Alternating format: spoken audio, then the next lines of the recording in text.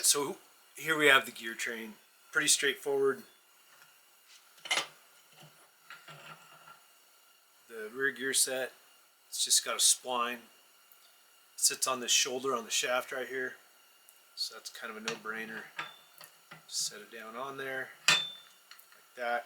And then we got our rebuilt sun gear and sun shell. That's gonna go on next. Here we have steel billet planetary front gear set.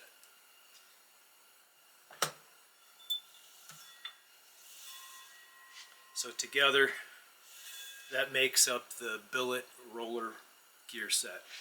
The clearance on this gear set is set with a selective snap ring right here. The way you check the clearance in the gear train is with a feeler gauge between the snap ring and the gear set right here. When I assembled all my new components together, I measured that and the clearance was 22 thousandths of an inch. The spec for a roller gear train, because there's no more thrust washers in there anymore, those have all been removed and replaced with thrust bearings. So that allows you to be able to tighten up the clearances quite a bit. In this case, the new clearance should be between 3 and 8 thousandths of an inch, which is great. What I had was a 58 thousandths thick snap ring. So I scoured the internet and I located this right here. This snap ring measured 77 thousandths thick. What I did is I first installed it on here and tried to get a feeler gauge in there and it wouldn't go. So I took the snap ring and I just honed it on a piece of emery cloth until it was 74 thousandths of an inch thick, which took like 5 minutes, and then snapped it in place, and it set the gear train clearance to 4 thousandths of an inch. So that's what the clearance is for this unit here. It's 4 thousandths of an inch. You can do this inside the transmission case, but I just found it easier to work on it right here. But since we got all of this clearance checked and adjusted, now we can go ahead and install this in the case.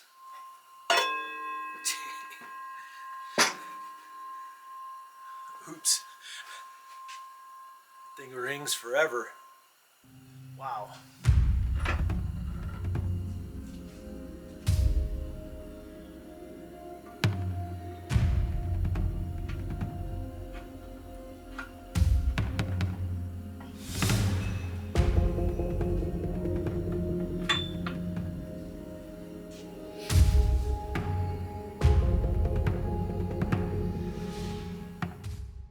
That's the roller CRT rear drum. Make sure it's locked in all the way. Do this with one hand.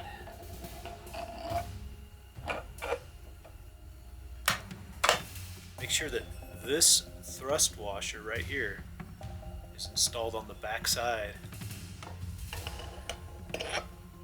It's amazing how smooth that feels. Alright, now goes the billet front gear set. So smooth.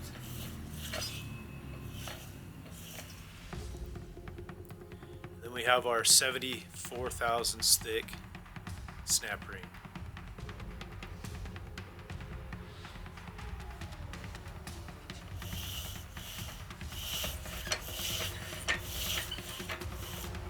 Okay, next thing I'm going to do is turn it up on its front.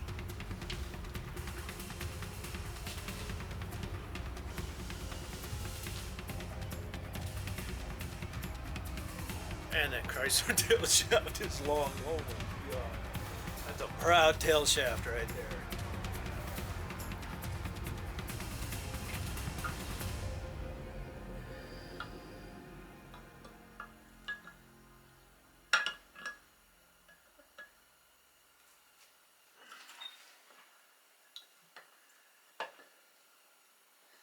That's quite lovely.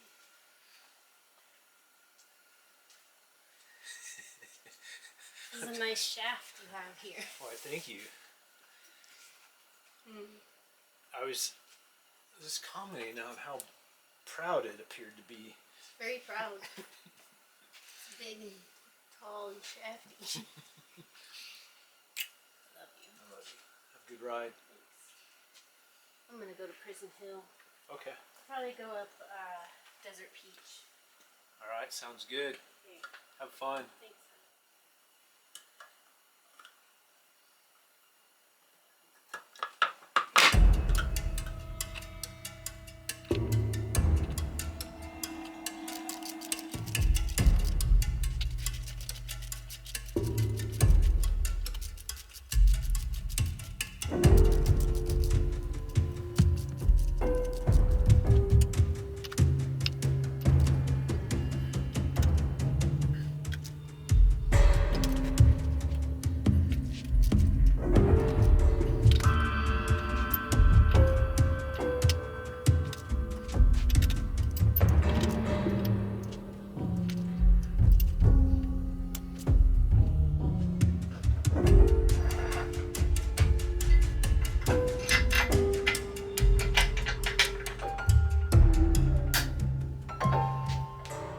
Case is just resting on the ground. I want to try and eliminate the thrust washer between the input and the output shaft. And I've had one of these for a long time and I've never tried to use it.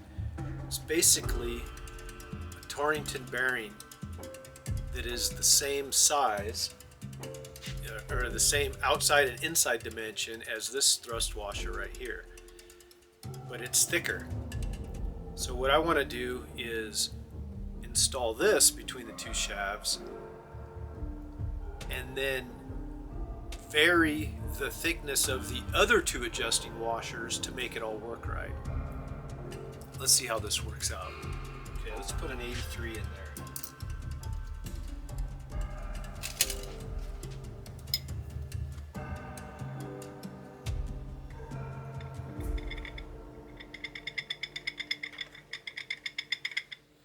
I want to make sure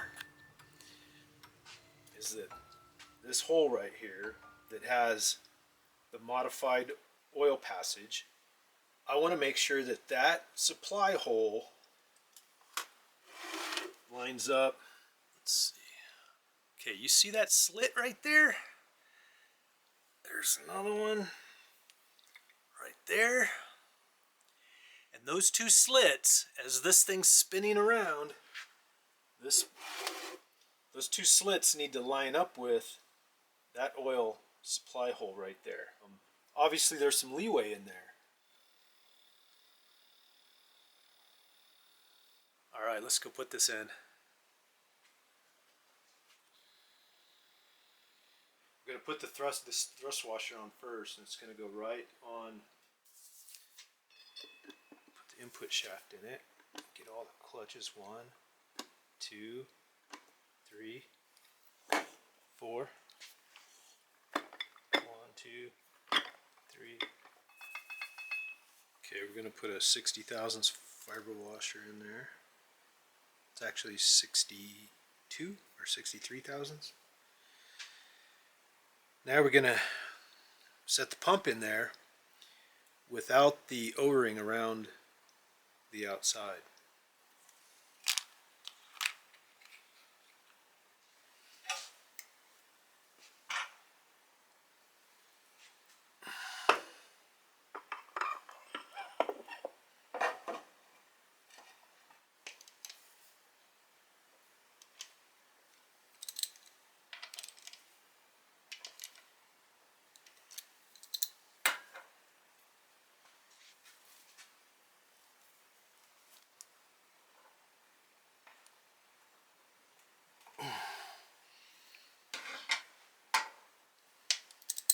I can't feel anything.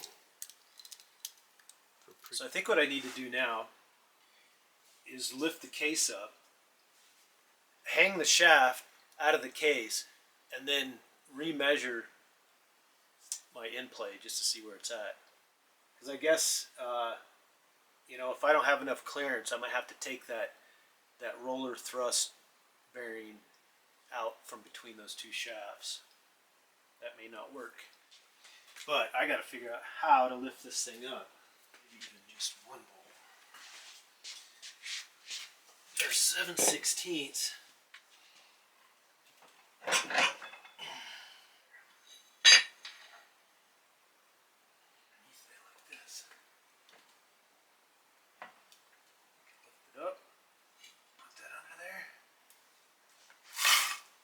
Okay, now the shaft's not touching the ground.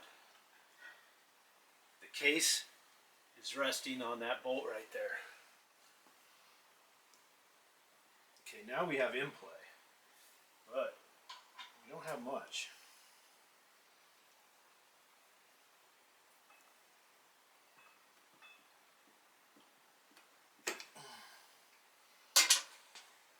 We definitely don't have much. So I think what I need to do is I'll pull it back apart and then reduce the thickness of that 80. I'll change that 80 thousandths fiber washer to a 60 thousandths fiber washer, pick up 20 thousandths of an inch and see what that does to our in play. Right now I know it's too tight to even measure it. I can tell that it's just a little bit, and I think it needs to be like 40,000. Oh man, I need to look that up again.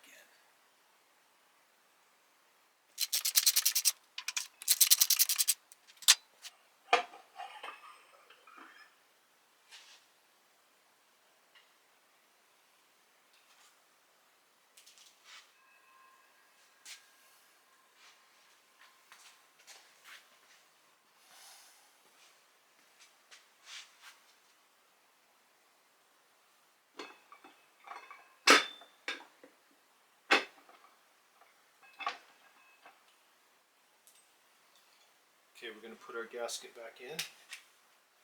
We have our 60 thousandths still in the back here.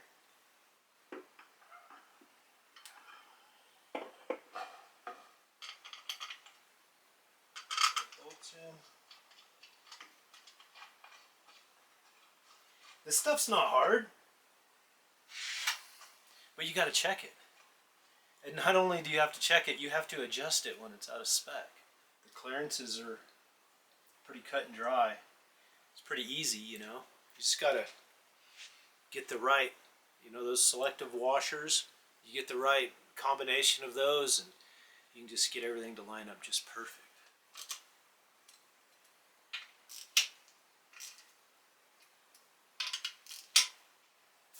Okay, so with the output shaft hanging in the case and everything installed, now I got a 60 thousandths fiber washer in those two areas, one between the pump, one between the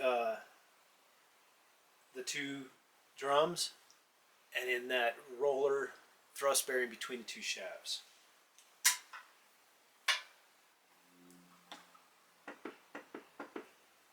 Alright. I'm guessing it's perfect, but I need to go ahead and put a dial indicator on it to see where it's at. Okay, so what I'm going to do is I'm going to clamp this piece of 1/4 inch to the aluminum case, and then I'm going to put my dial indicator on that. There you go, dial indicator.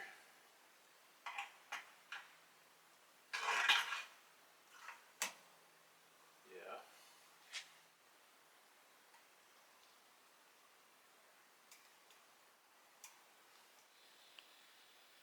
Let's see here.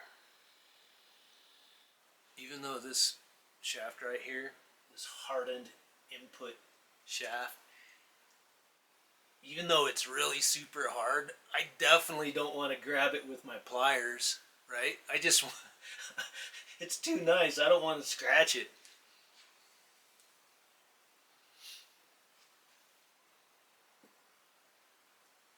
$10, $20, $30.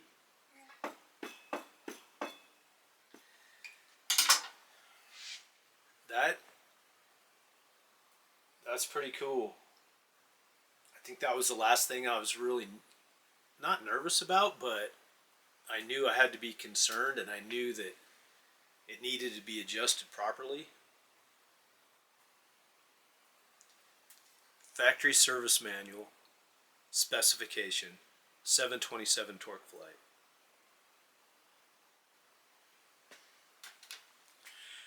Okay, so it's supposed to be between 34 thousandths and 84 thousandths total in play.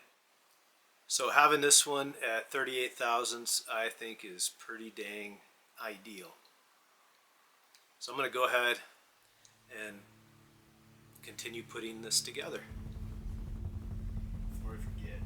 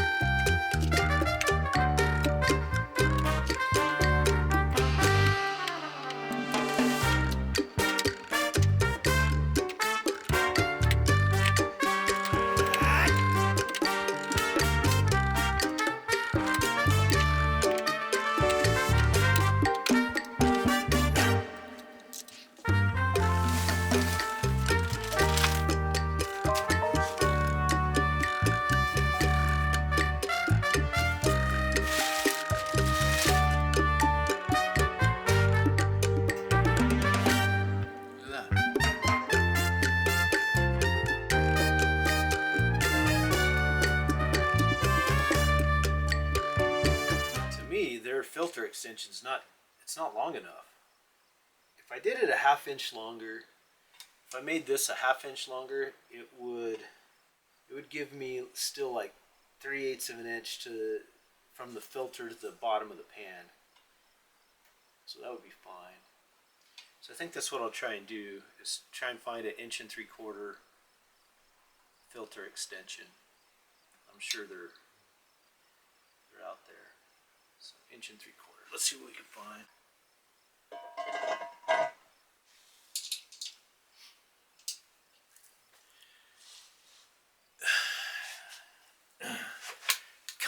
Kind of sucks a little bit, but this particular deep pan, the casting runs so close to the edge of the bolt hole, which it's kind of nice. I mean, it's got a big, thick flange on it. It's a good quality piece, but the full size nuts.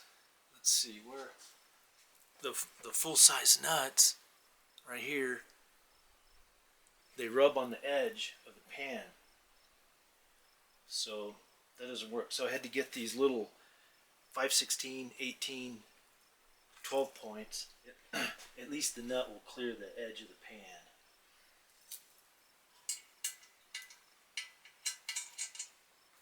I'm just stoked. I mean, to have this masterpiece of a valve body, and you know, the billet gear sets and the roller bearings. You know, this is like as far as a torque flight goes, this is a dream transmission for any big block Mopar guy, any Mopar guy, small block, big block. Just in case you need that part number, that's a ARP 301 8343. Still got to put the plug in it.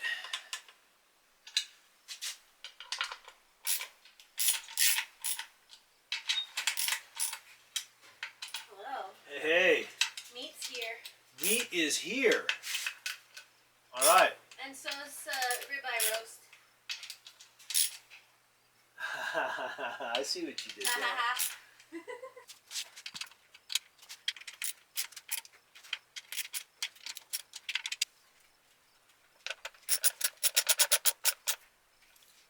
All right. That's it. It's done. Check this out. Dude, look at this. Like right there. Venus. Chilling in the west. It's huge.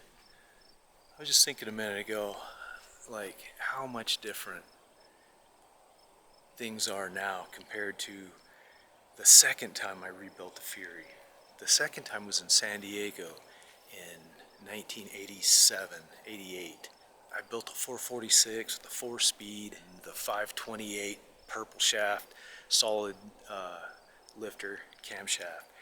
Car had 456 gears and N5015s on the back, center lines all the way around. It was fun. I've showed a picture of the car from back in that time. And anyways, back then I had no money. Like, I had to survive on the generosity of my neighbors and I'd be at your cookout eating so that I could spend money on car parts. I had no money. It was so tight back then. And it feels good now to be like eating good food, and Ash is an amazing cook, and I get to build the stuff that I've always wanted to build. You know, I feel beyond just thankful. I feel thankful for how things are in life now. Like, wow, what a journey. It hasn't always been this way. I remember all the struggles and all the tough times. I feel like living's pretty good right now. I hope all you are living good too. See ya.